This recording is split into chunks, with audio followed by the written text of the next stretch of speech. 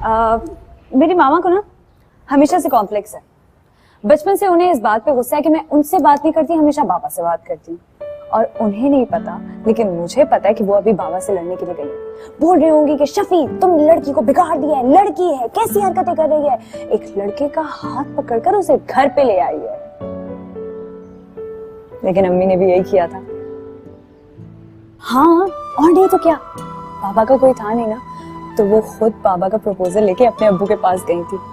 उनकी भी ना तुम्हारी वाली सिचुएशन थी, जैसे तुम्हारी है अभी, उनके पास भी कुछ नहीं था, लेकिन फिर भी अम्मी ने अपने पेरेंट्स से लड़के बाबा से शादी कर ली। बस डिफरेंस ये है कि मेरी मामा अपनी अम्मी से ज्यादा क्लोज थी और मैं अपने बाबा से। तो तुम्हें नर्वस होने की जरूरत नहीं है, क्योंकि तुम्हें वो एटीट्यूड फेस ही नहीं करना पड़ेगा जो मेरे नाना ने मेरे बाबा को दिया था। अस्सलाम वालेकुम बाबा, कैसे हैं आप? वालेकुम सलाम, कैसे हो? ठीक हो? जी बैठो जी, प्लीज बैठिए।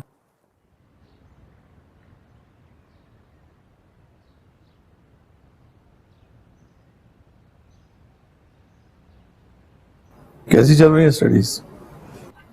अच्छी चल रही है सर, इधर प्री एग्जाम्स हो रहे हैं, सो उसी में मसरूफ। गुड।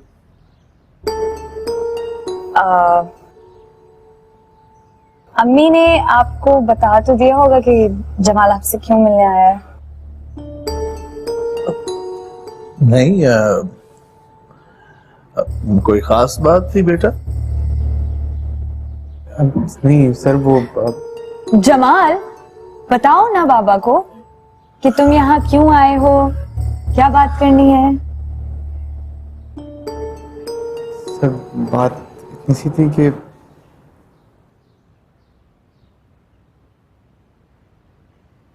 सर मैं हीर से शादी करना चाहता हूँ।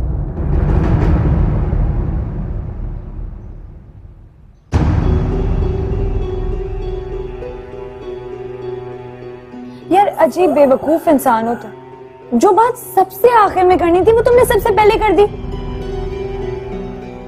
सर मैं जानता हूँ ये बात मेरे करने की नहीं है, मगर मेरा कोई नहीं है सर मेरी माँ के समय। वो भी यहाँ से बहुत दूर रहती हैं, वो हमारे गांव से कभी बाहर नहीं निकली। आप ही हमारे बुजुर्ग हैं, फिर मैं बस। बाबा इसके कहने का मतलब है कि मुझसे शादी नहीं करना चाहता, ये मेरा रिश्ता नहीं मांगता।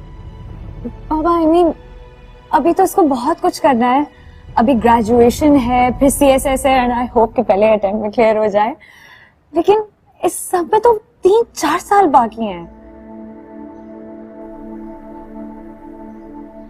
बस ये श्योरिटी चाहता है कि जब ये कुछ बन जाएगा तो आप अपनी बेटी की शादी इससे कराएंगे। बाबा आपने ही तो मुझे कहा था कि जब मुझे कोई पसंद आ जाए तो मैं उसका हाथ पकड़ के आपके सामने ले आऊं। बाबा मुझे कोई अच्छा नहीं लगता और ना ही कभी लगेगा, लेकिन मैं इसे इसलिए लाई हूं क्योंकि ये आपको अच्छा लगता है। लेकिन बाबा आपकी कसम, मुझे जमाल में आपका पास्ट, आपका वो पैशन, आपकी स्ट्रगल नजर आती है। आप मेरे हीरो हैं। मैं हर रिश्ते में आपको आइडलाइज करती हूँ। मैं नहीं जानती ये शादी मंगनी वगैरह वगैरह ये सब कुछ क्या होता है, मैंने कभी इस बारे में सोचा भी नहीं है। लेकिन अब जमाल से मिलने के लिए मुझे एक प्रॉपर सर्टिफिकेट चाहिए।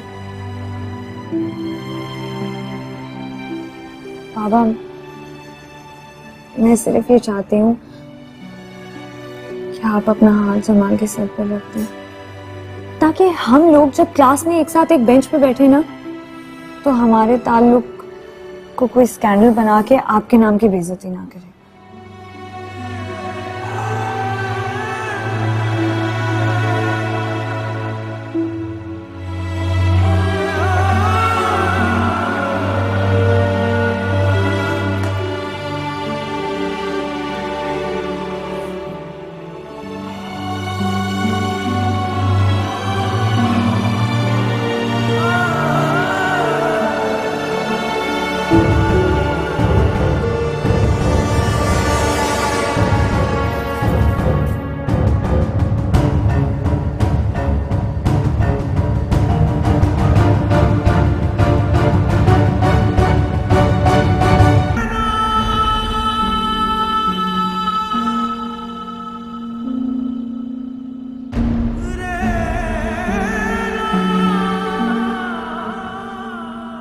जाओ शैला, जाओ उससे जाकर उसी रवायती लहजे में कह दो कि उस लड़के का ख्याल दिल से निकाल।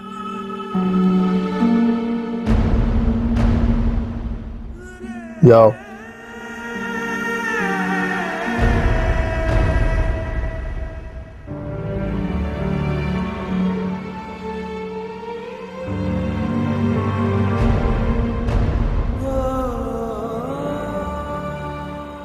पापा, क्या हुआ है?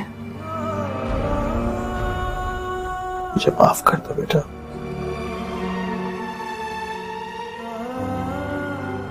मुझे माफ कर दो। मैंने अपना वादा तोड़ दिया है।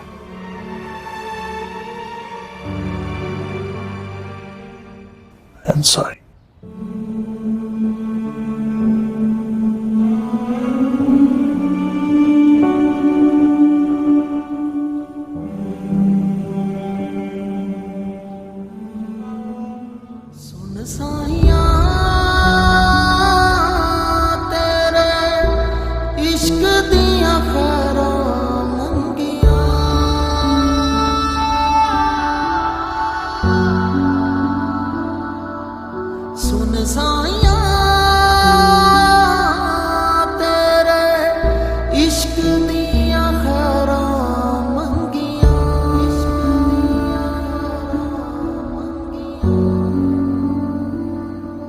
जमाल,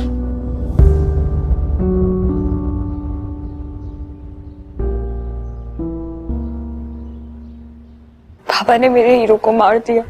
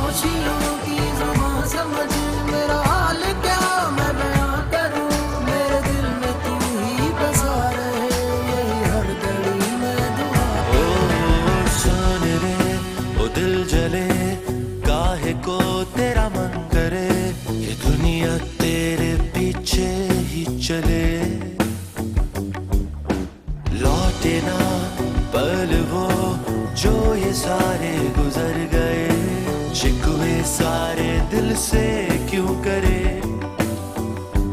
कोई हो करम जिए फिर से हम मिले, कोई भी ना से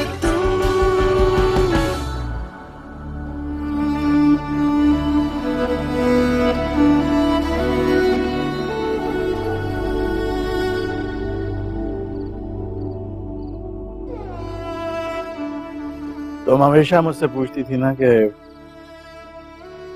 बाबा आप कैसा फील कर रहे थे जब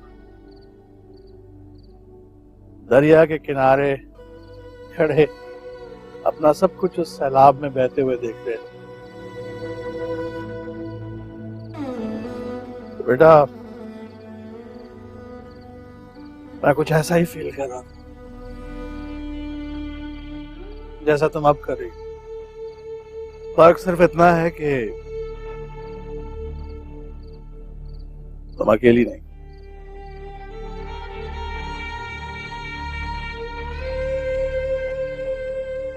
देखो बेटा, मैंने रिश्ता बहुत सी शराइत के बाद तय किया।